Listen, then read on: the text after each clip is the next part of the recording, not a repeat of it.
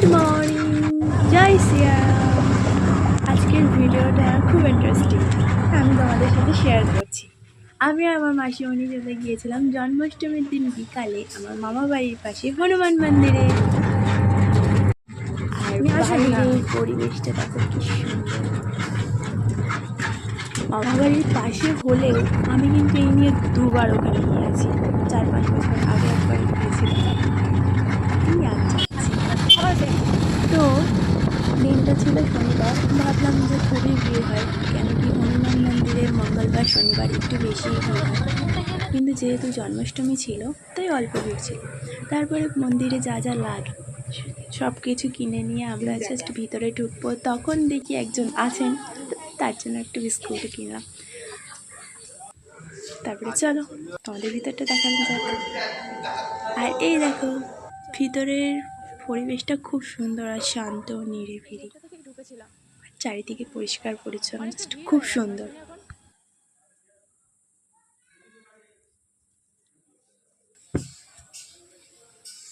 যেখানে গেলে মনটা একদম শান্ত হয়ে যায়। তারপরে আর কি, বাইরে থেকে পুজো করলাম, কেন কি এখানে সবাই মোমবাতি ধূপ সবাই দিচ্ছে, তো আমরাও দিলাম। তো বাইরে থেকে পুজো করে নিয়ে তারপরে আমরা ভিতরে এন্ট্রি নিলাম।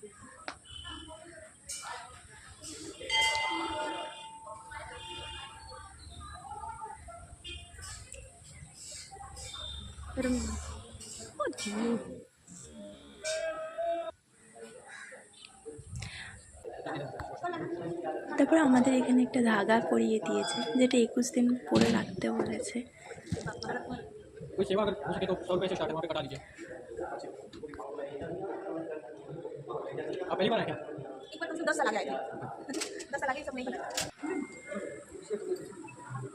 চলো মন্দিরটা তোমাদের দেখানো যাক।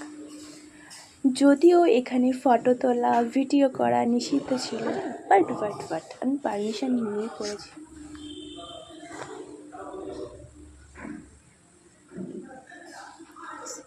ভিডিওটা অনেকটাই বড় ছিল, ঘুরে ঘুরে দেখছিলাম।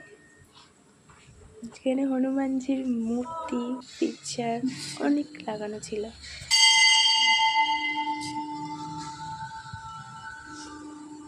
যখন তোমার কিছুই ভালো লাগবে না, কোনো পথ খুঁজে পাবে না, তো একটাই পথ, তুমি মন্দিরে যাও আর প্রার্থনা করো, আত্মা শান্তি, তখন সব কিছু ভালো লাগবে, চারিদিকে তখন পজিটিভ মনে হবে।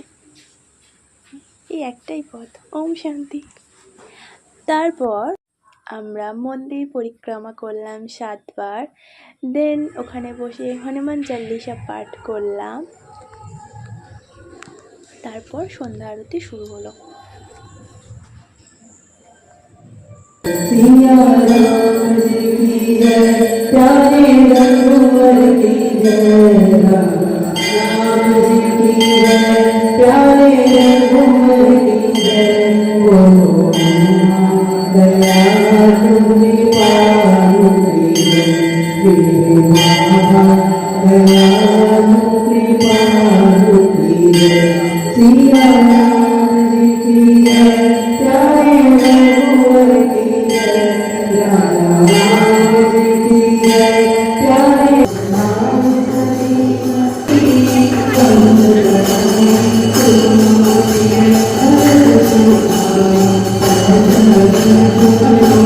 তারপর প্রসাদ নিয়ে যখন বাইরে আসি দেখি ভোগ হচ্ছে, মনটা একটু খারাপ হয়ে গেছে, কারণ কি আমরা খেতেও পারিনি, নিতেও পারিনি, কেন কি জন্মাষ্টমীর উপোস করেছিলাম।